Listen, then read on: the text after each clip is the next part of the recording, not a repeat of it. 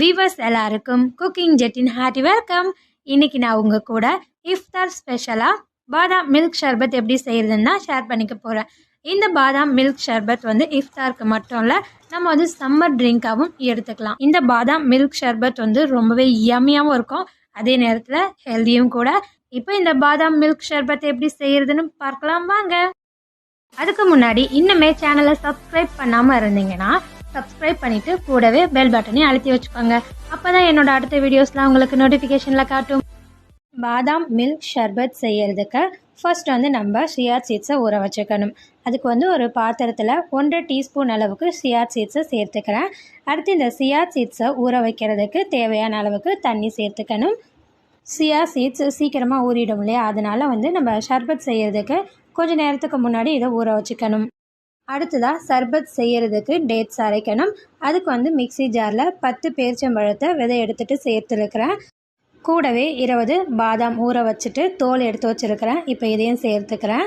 இந்த டேட்ஸையும் பாதாமையும் வந்து நம்ம பேஸ்ட் மாதிரி அரைச்சிக்கணும். அதுக்கு இதை அரைக்கிறதுக்கு வந்து கொஞ்சம் போல் பால் சேர்த்துக்கிறேன். இந்த பால் வந்து நான் ஷர்பத் செய்கிறதுக்கு 1/2 லிட்டர் அளவுக்கு பால் எடுத்துருக்கிறேன்.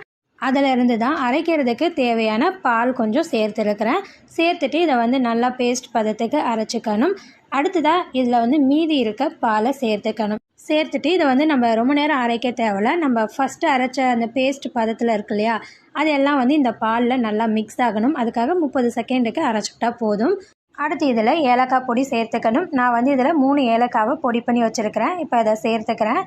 அடுத்து இது கூட குங்குமப்பூ சேர்த்துக்கணும். நான் வந்து ஒரு பிஞ்ச் அளவு குங்குமப்பூவை வெது வெதுப்பான பாலில் ஊற வச்சு எடுத்து வச்சுருக்கிறேன். இப்போ இதை சேர்த்துக்கிறேன்.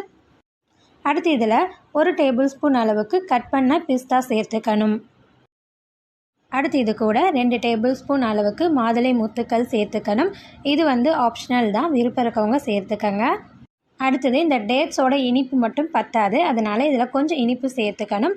அதுக்காக நான் 4 டேபிள் ஸ்பூன் அளவுக்கு தேன் சேர்த்துக்கிறேன். தேனுக்கு பதிலாக இதில் வெல்லம், நாட்டு சர்க்கரை, ப்ரௌன் சுகர் இப்படி எது வேணாலும் நம்ம சேர்த்துக்கலாம். உங்களுக்கு எது சேர்த்துக்கிறதுக்கு இன்ட்ரெஸ்ட் இருக்கோ அதை சேர்த்துக்கங்க. இதில் சேர்த்துருக்கிற எல்லா இன்க்ரீடியன்ஸும் இந்த சர்பத்தில் நல்லா கலந்துக்கிற மாதிரி மிக்ஸ் பண்ணி விட்டுக்கணும். நான் வந்து இன்றைக்கி ஐஸ் க்யூப்ஸ் சேர்க்கலை. உங்களுக்கு வந்து ஐஸ் க்யூப் சேர்க்கறதுக்கு விருப்பம் இருந்துச்சுன்னா ஐஸ் க்யூப் சேர்த்துட்டு அதுக்கப்புறமா நல்லா மிக்ஸ் பண்ணி விட்டுக்கோங்க. ரொம்பவே ஹெல்தி அண்ட் யம்மியான பாதாம் மில்க் ஷர்பத் ரெடி பண்ணியாச்சு.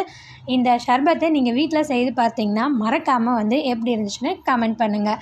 இந்த வீடியோ உங்களுக்கு பிடிச்சிருந்துச்சுன்னா லைக் ஷேர்லாம் பண்ணுங்கள். இன்னும் சேனலை சப்ஸ்கிரைப் பண்ணலைன்னா மறக்காமல் சப்ஸ்கிரைப் பண்ணிவிட்டு பெல் பட்டனை அழுத்தி வச்சுக்கோங்க. அப்போ தான் என்னோட அடுத்த வீடியோஸில் உங்களுக்கு நோட்டிஃபிகேஷனில் வரும். இந்த வீடியோ பார்த்ததுக்கு தேங்க்யூ. அடுத்த வீடியோவில் பார்க்கலாம். Bye bye.